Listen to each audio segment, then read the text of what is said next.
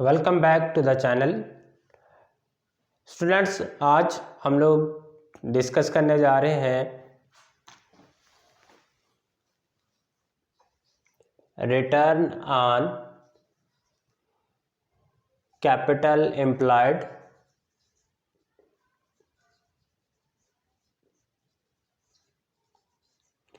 या फिर इसको हम लोग बोलते हैं रिटर्न ऑन इन्वेस्टमेंट रेशो। और इसके साथ साथ हम लोग डिस्कस करेंगे return on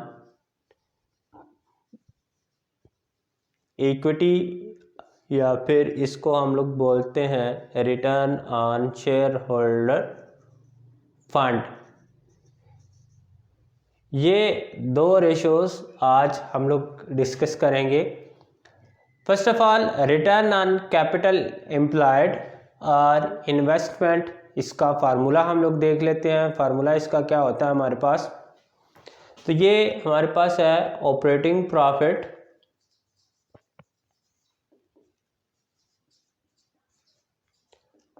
divided by capital employed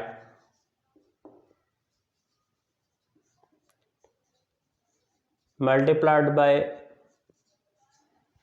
100। और साथ अगर रिटर्न ऑन इक्विटी है, इसका फार्मूला देखें तो ये हमारे पास आ रहा है नेट प्रॉफिट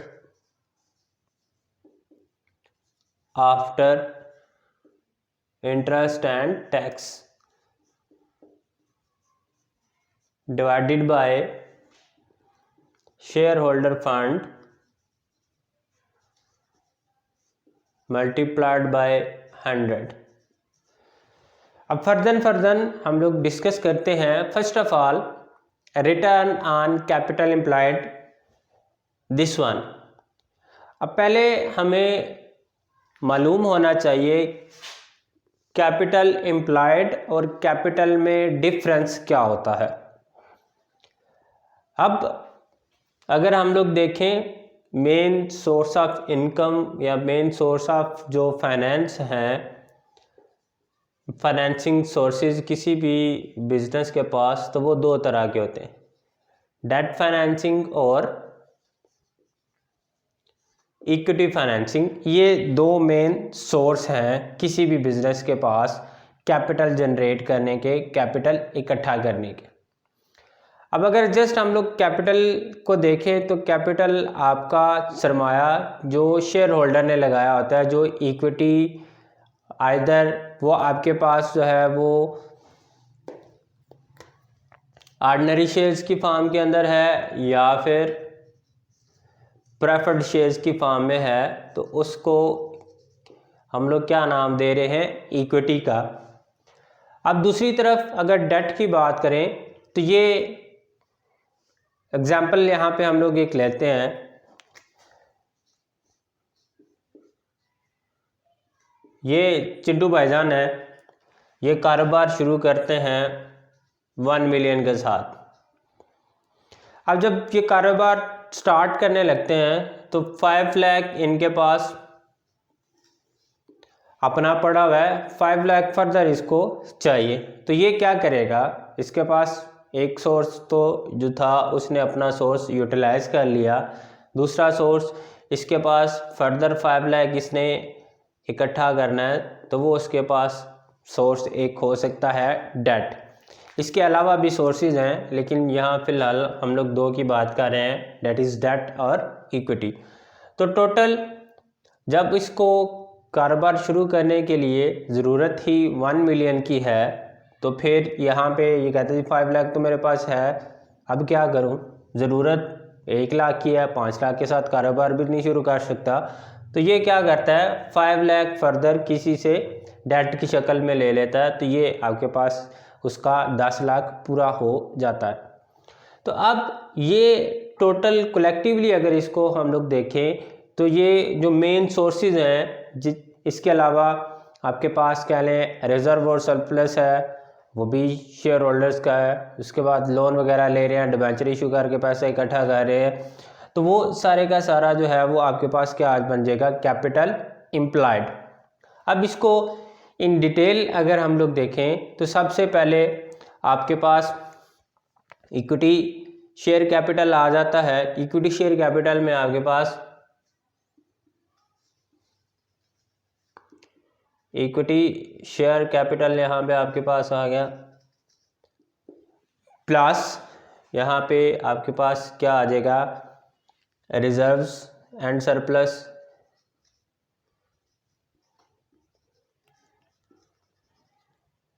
साथ में किसी भी किस्म का आपके अकोमुलेटेड प्रॉफिट है वो आ जाएगा।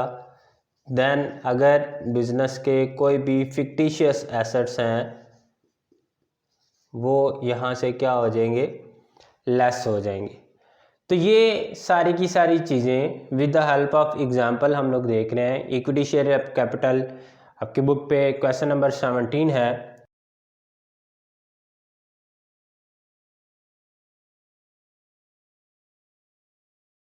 शेयर कैपिटल आपके पास कितना है, 50,000 का। रिजर्व एंड सरप्लस आपके पास हैं 18,000 के। अकोमुलेटेड प्रॉफिट 12,000 का। फिक्टिशियस एसेट्स आपके पास क्या हैं, 0 के।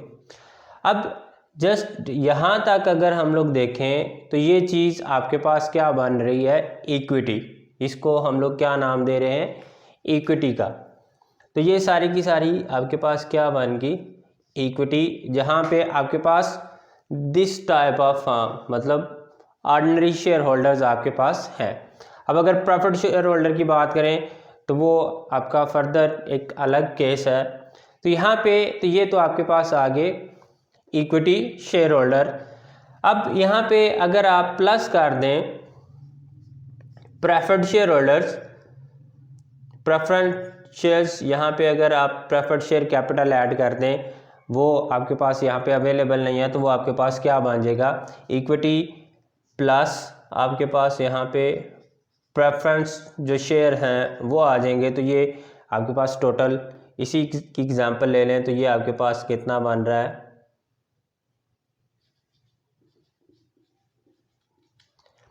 80,000 प्लस 0। ये आपके पास चीज़ क्या बन जाएगी, यहाँ पे शेयर होल्डर फंड। अब यहाँ पे जितने भी शेयर होल्डर्स थे उनका सारे का कलेक्टिव फंड आपके पास क्या बन जाएगा, शेयर होल्डर फंड। अब यहाँ पे शेयर होल्डर फंड के अंदर अगर आप यहाँ पे लॉन्ग टर्म लोन्स या डेट्स, यहाँ पे आपके पास डेट्स में लॉन्ग टर्म लोन भी कोई भी हो सकता है और डिबेंचर्स भी हो सकते हैं, तो वो ऐड कर देंगे। तो this one, in this particular case share holder fund आपके पास कितने बन रहे हैं, 80,000 के, और डेट्स आपके पास डिबेंचर्स की शक्ल में है वो कितने हैं, 20,000 के। तो ये आपके पास क्या बन गया, capital employed.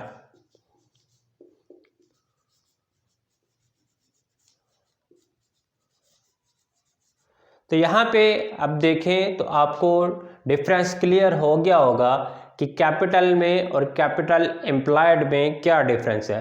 Capital just a small piece आप यहाँ पे कंसीडर कर लें, और कैपिटल एम्प्लॉयड ओवरऑल बिजनेस के अंदर जो इन्वेस्टमेंट है उसको हम लोग क्या नाम दे रहे हैं, कैपिटल एम्प्लॉयड।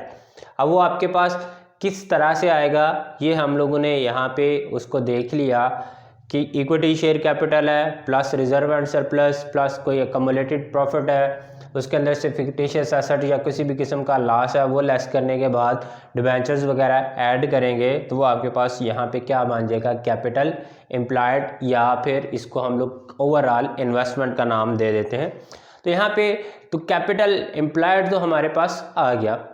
अब दूसरी बात यहाँ पे आपके पास जो ऑपरेटिंग प्रॉफिट है वो क्या चीज़ होती है। तो यहाँ पे ऑपरेटिंग प्रॉफिट अगर हम लोग देखें तो ये आपके पास क्या है, earning before interest and tax. ये आपके पास क्या आ जाएगी, earning before interest and tax. अब ये आपके पास किस तरह से आएगी, आपके पास जितनी भी आपकी अदर इनकम है या अदर एक्सपेंसेस हैं वो लेस करने के बाद जो आपके पास प्रॉफिट आएगा उसको हम लोग क्या नाम दे रहे हैं, earning before interest and tax, मतलब डिबेंचर्स के अगेंस्ट जो आपने टैक्स पे करना है या आपने जो गवर्नमेंट को टैक्स की शक्ल में अमाउंट पे करनी है, वो आफ्टर दीज आपके पास जो अमाउंट होगी उसको कैपिटल एम्प्लॉयड के साथ डिवाइड कर देंगे तो वो आपके पास क्या आ जाएगा, return on capital employed. It's means कि ओवरऑल बिजनेस की जितनी भी इन्वेस्टमेंट है उसके अगेंस्ट बिजनेस को कितना प्रॉफिट मिल रहा है बिफोर इंटरेस्ट एंड टैक्स, मतलब टैक्स और इंटरेस्ट पे करने से पहले पहले जितना भी ओवरऑल इन्वेस्टमेंट बिजनेस किया है उसके ऊपर बिजनेस को कितना बेनिफिट मिल रहा है। तो यहाँ अगर क्वेश्चन में देखें तो क्वेश्चन में आपके पास earning before interest and tax वो आपके पास कितना मान रहा है, 31200। अब ये करने के लिए आपको इनकम स्टेटमेंट बनाना होगी। वो इनकम स्टेटमेंट हम एक अलग लेक्चर के अंदर उसको डिस्कस करेंगे कि इनकम स्टेटमेंट किस तरह से उसकी फॉर्मेशन होती है। फॉर द टाइम बीइंग आपके पास यहाँ पे earning before interest and tax कितनी है, 31,200। अब यहाँ पे अगर आप इसको कैलकुलेट करें तो ये आपके पास 1000 मल्टीप्लाइड बाय 100, तो ये आपके पास कितनी मान रही है, 31.2%। अब 31.2% का मतलब क्या है कि जितना भी बिजनेस ने इन्वेस्टमेंट की हुई है उसके अगेंस्ट बिजनेस को बेनिफिट कितना मिल रहा है, डेट इज दिस वन। अब कैपिटल एम्प्लॉयड, इसको कैलकुलेट करने का आपके पास एक दूसरा मेथड भी है। अब वो मेथड आपके पास दिस वन, आपकी बैलेंस शीट। अब बैलेंस शीट में देखें तो यहाँ पे आपके पास करंट एसेट्स होंगे, कुछ आपके पास फिक्स्ड एसेट्स होंगे, यहाँ पे आपके पास शेयर कैपिटल रिजर्व वगैरह, यहाँ पे आपके पास कुछ नॉन करंट लाइबिलिटीज़ होंगी, कुछ आपके पास यहाँ पे करंट लाइबिलिटीज़ गिवन होंगी। तो अब other method capital employed calculate करने का, डेट इज़ आपके जितने भी फिक्स्ड एसेट्स हैं उसमें आप ऐड कर दोगे अपने करंट एसेट्स, फिक्स्ड एसेट्स और करंट एसेट्स, उसमें से आप क्या कर दोगे, करंट लाइबिलिटीज अपनी लेस कर देंगे, तो ये आपके पास क्या बन जाएगा, कैपिटल एम्प्लॉयड। तो यहाँ पे फिक्स एसेट्स और करंट एसेट्स आपके पास टोटल जो है वो 130,000 माइनस आपके पास जो टोटल आपकी करंट लाइबिलिटीज़ हैं वो कितने की बन रही हैं, 30,000 की। अब 30,000 की करंट लाइबिलिटीज़ आपके पास किस तरह से बन रही हैं, आपके बैंक ओवरड्राफ्ट, क्रेडिटर्स और प्रोविजन फॉर टैक्स, तीनों करंट लाइबिलिटीज़ में ला के 30,000। तो यहाँ पे भी देखें तो आपका कैपिटल एम्प्लॉयड कितना बन रहा है, ₹1 लाख। तो ये दो मेथड है, इन दोनों मेथड से आप किसी भी तरह से अपना कैपिटल एम्प्लॉयड जो है वो कैलकुलेट कर सकते हैं। उसके बाद दूसरी तरफ अगर हम लोग चलें तो हमारे पास है रिटर्न ऑन इक्विटी और शेयर होल्डर फंड। अब यहाँ पे अगर हम लोग देखें जो मेन सोर्सेज हैं, इसके अलावा बिजनेस के जो सोर्सेज हैं जिनसे वो कैपिटल इकट्ठा कर रहा होता है, तो वो आपके पास कौन कौन से बन रहे होते हैं। एक तो आपके पास आ गया इक्विटी शेयर्स,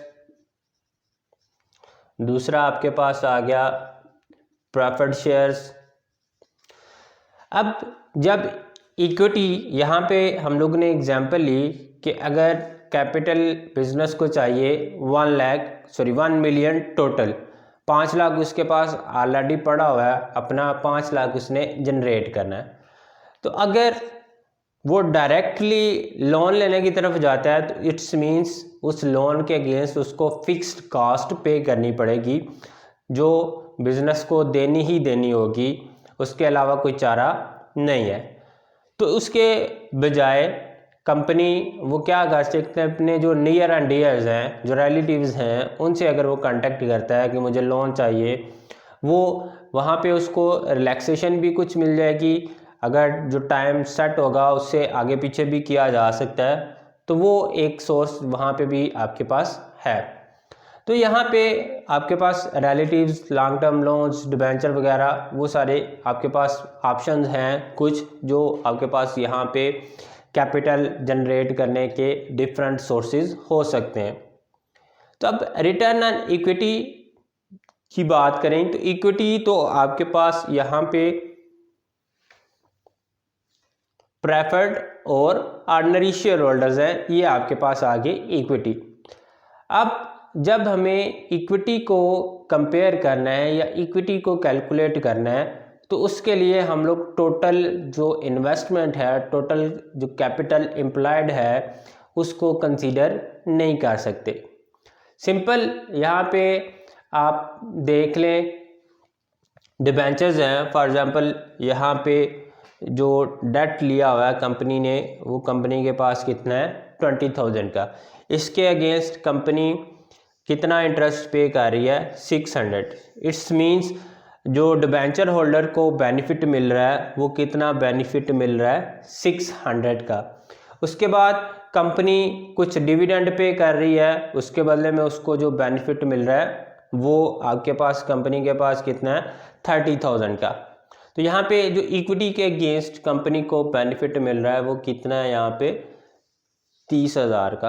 अब यहाँ पे हम लोग देख सकते हैं सिंपल कि जो शेयर होल्डर का बेनिफिट है वो कितना है 30,000, जो डिबेंचर होल्डर को पे किया जा रहा है उनका बेनिफिट वो आपके पास कितना है 600। तो यहाँ पे हम लोग जो क्लासीफाई कर रहे हैं कि किसको कितना बेनिफिट मिल रहा है, यहाँ पे ओवरऑल कंसीडर किया जा रहा था, यहाँ पे क्या कंसीडर किया जा रहा है, एक पार्ट कंसीडर किया जा रहा है।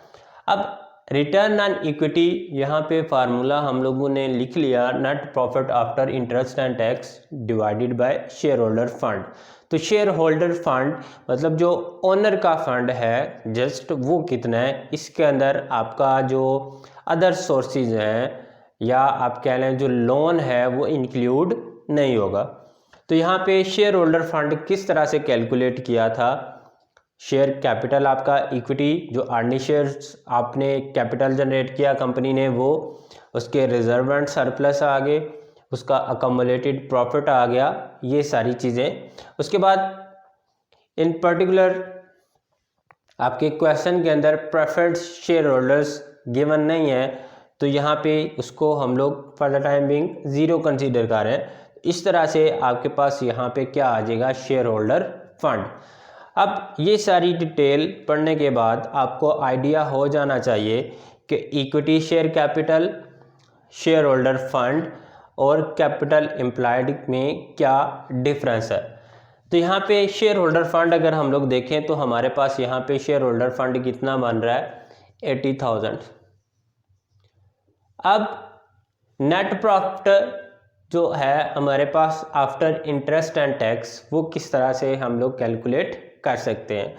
तो उसके लिए सिंपल यहाँ पे अगर देखें हमारे पास जो नेट प्रॉफिट गिवन है, फाइनल जो हमारे पास प्रॉफिट गिवन होगा उसमें हम लोग दोबारा से अगर हमें फाइंड आउट करना है आफ्टर इंटरेस्ट एंड टैक्स तो वो हम लोग किस तरह से कैलकुलेट कर सकते हैं। तो यहाँ पे नेट प्रॉफिट हमारे पास sales, CGS, gross profit, operating expenses, other income, वो सारा कुछ प्लस माइनस करने के बाद यहाँ पे आपके पास वो नेट प्रॉफिट आ जाएगा। इन दिस पर्टिकुलर क्वेश्चन आपके पास जो नेट प्रॉफिट है वो गिवन है 21,000, तो यहाँ पे हम लोग उसको कंसिडर कर रहे हैं 21,000। तो इसको 100 के साथ मल्टीप्लाई कर देंगे तो ये इसका आंसर हमारे पास बन जाएगा 26.25%।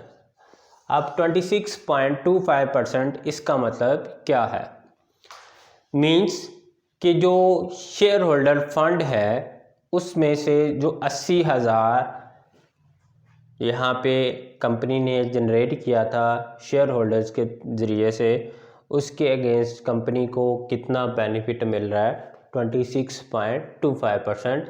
यहाँ पे आपका जो पोर्शन था कैपिटल एम्प्लॉयड का ओवरऑल जो आपके पास इन्वेस्टमेंट थी उसका पोर्शन आपके पास कितना है 31.2%। तो यहाँ पे अब आपको क्लियर होगी चीज़ कि अगर रिटर्न ऑन कैपिटल एम्प्लॉयड है, इसको हम लोग रिटर्न ऑन इन्वेस्टमेंट के नाम से भी जान रहे होते हैं, यहाँ पे इसको हम लोग रिटर्न ऑन इक्विटी के नाम से भी जान रहे होते हैं।